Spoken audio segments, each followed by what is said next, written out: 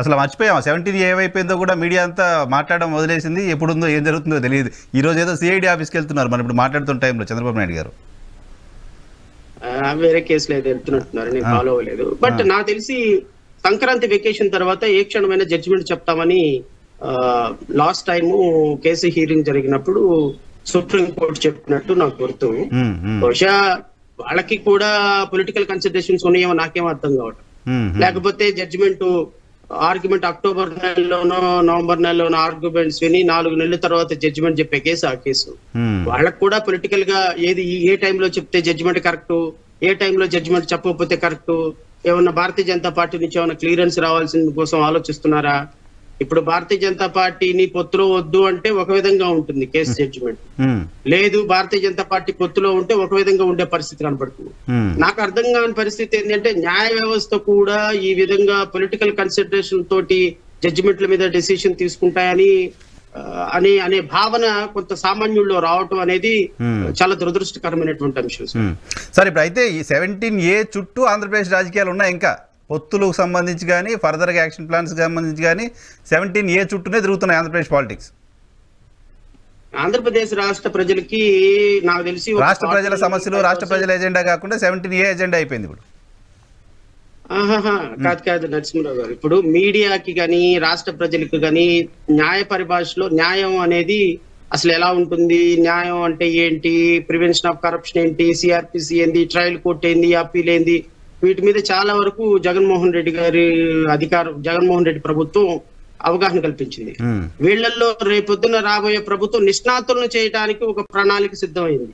ఆంధ్రప్రదేశ్ రాష్ట్ర ప్రజలకి మీడియా వాళ్ళకి అసలు లీగల్ సిస్టమ్ ఎలా ఉండబోతుందో, రేపొద్దున ప్రమాణ స్వీకారం ఒకవేళ అన్ఫార్చునేట్ థింగ్ ఏమైనా రిపీట్ అయ్యి మరలా చంద్రబాబు నాయుడు గారు ముఖ్యమంత్రి అవ్వాల్సి వస్తే ఆంధ్రప్రదేశ్ రాష్ట్రంలో అంతే కదా మరి. ఫార్చునేట్ అయితే కాదు, అన్ఫార్చునేటే. ఇప్పుడు ఎందుకంటే కొత్తగా ఎవరైనా వచ్చేవాళ్ళు వీళ్ళు ఎలా పరిపాలన చేస్తారో చూద్దాము, వీళ్ళు ఎంత బాగా పరిపాలన చేస్తారో చూద్దాము, వీళ్ళ ఆలోచనలు ఎలా ఉంటాయి. రేవంత్ రెడ్డి గారు అక్కడ వచ్చారు తెలంగాణలో, ఆయన ఇప్పుడు ముఖ్యమంత్రి కాల, ఐ థింక్ మంత్రిగా కూడా వర్క్ చేయాలి. ఆయన పరిపాలన ఎలా ఉంటుందో అనేది యాంటిసిపేట్ చేద్దాం, అంటే మార్పులు వేయడానికి. 14 ఏళ్ళు ముఖ్యమంత్రిగా చేసి ముఖ్యమంత్రిగా ఈయన నాకు తెలిసి ఆంధ్రప్రదేశ్ రాష్ట్రానికి చేసిన ఒక మంచి పని అయితే లేదు. ఇలాంటి ఆయన ముఖ్యమంత్రి అయితే ఏం ఎక్స్పెక్ట్ చేస్తాం మనం?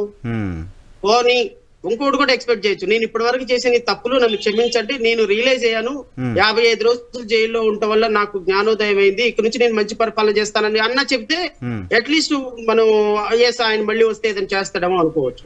సో చంద్రబాబు మిమ్మల్ని మధ్యలో డిస్టర్బ్ చేశాను. యాక్చువల్ గా మీరు అన్ఫార్చునేట్ ముఖ్యమంత్రి అయితే ఏదో చెప్పబోయారు. అన్ఫార్చునేట్ గా ఆయన ముఖ్యమంత్రి అయితే మళ్ళీ 17A దగ్గర నుంచి సిఆర్పిసి ఐపీసీ ప్రొవిజన్స్ మొత్తం మీద నిష్ణాతులను చేస్తారు ఆంధ్రప్రదేశ్ రాష్ట్ర ప్రజలు. ఎందుకంటే డే 1 నుంచి మొదలవుద్ది పంచాయతీ. నేను ఆంధ్రప్రదేశ్ రాష్ట్ర ముఖ్యమంత్రిగా ప్రమాణ స్వీకారం చేసుకున్నాను అన్న దగ్గర నుంచి అరెస్టులు మొదలవుద్ది. నరసింహరావు గారు చూడండి, మీరు చూడండి, ఆంధ్రప్రదేశ్ రాష్ట్ర ముఖ్యమంత్రిగా అక్కడ ప్రమాణ స్వీకారం జరుగుతూ ఉంటుంది, ఇక్కడ ఎఫ్ఐఆర్ కాపీలు రెడీ అయిపోతే రిమాండ్ రిపోర్టులు రెడీ అయిపోతాయి. నాకు తెలిసి ఆంధ్రప్రదేశ్ రాష్ట్రంలో ఎప్పుడు చూడనంత డిస్ట్రక్షన్ మనం 2024 నుంచి 29 వరకు చూడగలం ఆంధ్రప్రదేశ్ టీడీపీ అధికారంలోకి వస్తే.